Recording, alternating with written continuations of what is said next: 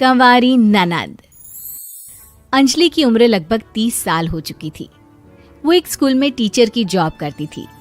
अंजलि के घर में उसकी माँ के अलावा उसका छोटा भाई और भाभी भी रहा करते थे। 30 साल की उम्र होने के बाद भी अंजलि की अब तक शादी नहीं हुई थी। इस बात को लेकर अंजलि की माँ रुक्मिणी देवी काफी परेशान रहा करती थी। माँ, मैं स्कूल जा रही हूँ, जरा मेरा टिफिन तो दे दीजिए। अब क्या पूरी जिंदगी मैं तुझे टिफिन बनाकर देती रहूंगी? अरे कुछ सोचा भी अपने बारे में या बस ऐसे ही? क्या माँ, सुबह सुबह फिर वही बातें लेकर बैठ गई। माँ गलत क्या कह रही है अंजलि दीदी? इतनी उम्र हो चुकी है आपकी, माँ कब तक आपकी सेवा करती रहेंगी? भाभी, मैंने माँ को कब कहा कि मेरी सेवा करो? वैसे भी अपना टिफिन मैं खुद तैयार कर लेती हूँ, बस टेबल से उठाकर देने को ही तो कहा था। वैसे अंजलि दीदी, देखा जाए तो टिफिन उठाकर देने की उम्र तो आपकी है। आपका अपना घर परिवार बच्चे होते तो ये जिम्मेदारी आज आप पूरी कर रही होती। एक बात मेरी समझ में नहीं आती, अगर मेरी शादी नहीं हुई तो इसमें मेरी क्या गलती है और तुम सब लोग मेरे पीछे क्यों पड़े रहते हो?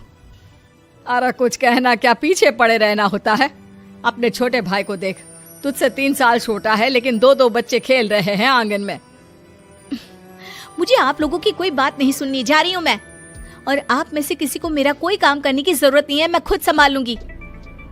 इतना कहकर अंजलि वहां से चली जाती है। शाम को जब अंजलि अपने स्कूल से लौटकर घर वापस आती है तो उसने देखा कि पड़ोस वाली निर्मला चाची वहां पर बैठी हुई थी। क्या बात है अंजलि बिटिया, नौकरी करके वापस आ गई? जी चाची जी, कैसी हैं आप? मैं तो ठीक हूँ बेटा, तुम बताओ शादी के बारे में कुछ सोचा या नहीं? अरे रहने दीजिए ना, इससे तो शादी की बात करना ही बेकार है। कुछ भी कहो तो गुस्सा करती है, बात बात पर आंखें दिखाती है। माँ, आप ऐसा क्यों कह रही है? मैंने कब आप पर गुस्सा किया? अरे अंजलि बेटा, तुम्हारी माँ ठीक ही तो कहती है। 30 की होने आई हो, अब तुम्हें भी शादी वादी कर लेनी चाहिए। चाची जी, आप तो ऐसे कह रही हैं जैसे शादी करने से मैंने मना किया हो।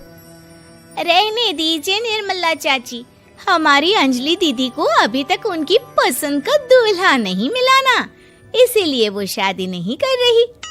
भाभी, ऐसी कोई बात नहीं है। अरे तो फिर क्या बात है? तुम्हारी माँ ने तुम्हारे लिए इतने रिश्ते ढूंढे लेकिन तुम्हें कोई पसंद ही नहीं आता। क्या है ना चाची जी, हमारी ननद रानी नौकरी जो करती है, ऐसे ही थोड़ी ना किसी को पसंद कर लेंगी। अरे भाई, नौकरी का घमंड है तो बात अलग है, कोई और बात हो तो बताओ, कोई रास्ता निकाला जाए। नहीं नहीं चाची जी, कोई बात नहीं है, बस मुझे अभी तक अपनी पसंद का कोई मिला नहीं है। सुन लिया आपने, इस लड़की के तो पर निकल आए हैं और इतनी उम्र में अपनी पसंद का कोई मिलेगा भी नहीं इसे। माँ, आप मेरी शादी को लेकर हमेशा मुझे ताने क्यों मारती रहती हैं?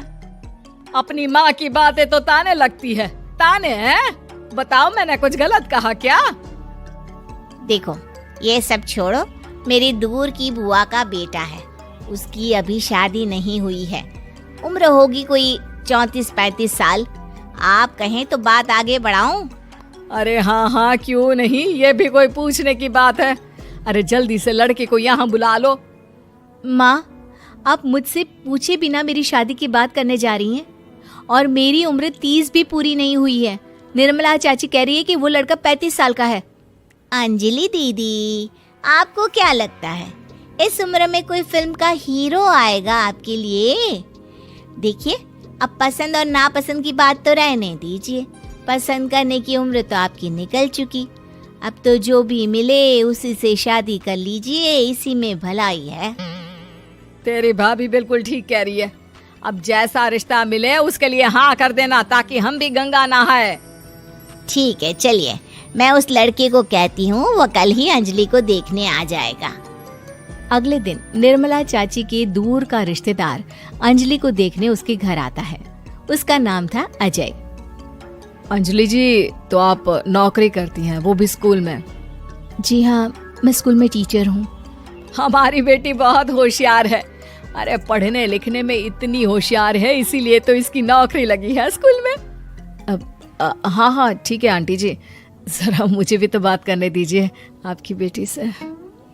जी पूछिए ना, क्या पूछना चाहते हैं? अंजलि मैडम, ये तो बताइए कि आपने अभी तक शादी क्यों नहीं की? बस ऐसे ही, कहीं कोई रिश्ता पसंद नहीं आया इसलिए। लेकिन क्या मैं आपसे पूछ सकती हूँ कि आपने शादी क्यों नहीं की? अंजलि, क्या कर रही हो तुम? लड़कियों को इस तरह की बातें नहीं शोभा देती। रहने दीजिए आंटी जी, आपकी बेटी काफी पढ़ी लिखी है, मैं उनके सवाल का जवाब दे ही देता हूँ। वो क्या है ना, मुझे भी अभी तक अपनी पसंद की कोई लड़की नहीं मिली। अच्छा, कोई बात नहीं। वैसे आपकी तनख्वाह कितनी है? कितना कमा लेती है महीने का? जी यही कोई 25,000 महीने। बस 25,000? इतने से क्या होता है? इतने से तो आजकल घर भी नहीं चलता। आपके कहने का क्या मतलब है? अरे मैं तो ये सोच कर आया था कि नौकरी वाली लड़की है, आराम से 40,000 कमाती होगी। माफ कीजिएगा, आपका और मेरा रिश्ता नहीं हो सकता। जी कोई बात नहीं, मुझे भी आपके साथ शादी करने में कोई इंटरेस्ट नहीं है। अंजलि, किस तरह की बात कर रही हो? घर आए रिश्ते को ठुकरा रही हो तुम। दीदी, अब इस उम्र में आपको इतनी अकड़ नहीं दिखानी चाहिए। अच्छा खासा रिश्ता हाथ से निकल गया, कहीं ऐसा ना हो कि जिंदगी भर कुंवारी ही रह जाओ आप। कुछ दिन और ऐसे ही निकल जाते हैं और अंजलि की शादी कभी नहीं होती। अंजलि के परिवार वाले बिंदास उसे ताने मारते रहते हैं, लेकिन अंजलि एक बड़ी नौकरी की तैयारी करती है और उसमें सिलेक्ट होने के बाद अंजलि को एक बहुत बड़ी नौकरी मिल जाती है। अब तो दीदी के नखरे और भी ज्यादा बढ़ जाएंगे भाई। अब तो इतनी बड़ी नौकरी जो लगी है, अब इनकी शादी होने से रही। माँ, मुझे नौकरी के लिए दूसरे शहर जाना पड़ेगा। आप जानती हैं ये बहुत बड़ी जॉब है और इसमें पैसे भी बहुत ज्यादा मिलेंगे। अच्छा, कितने पैसे मिलेंगे बेटा? माँ, मुझे हर महीने 90,000 सैलरी मिलेगी। क्या? अरे वाह वाह, ये तो बहुत अच्छी बात है। लेकिन फायदा क्या? कितने भी पैसे मिले, शादी तो हुई नहीं ना तुम्हारी।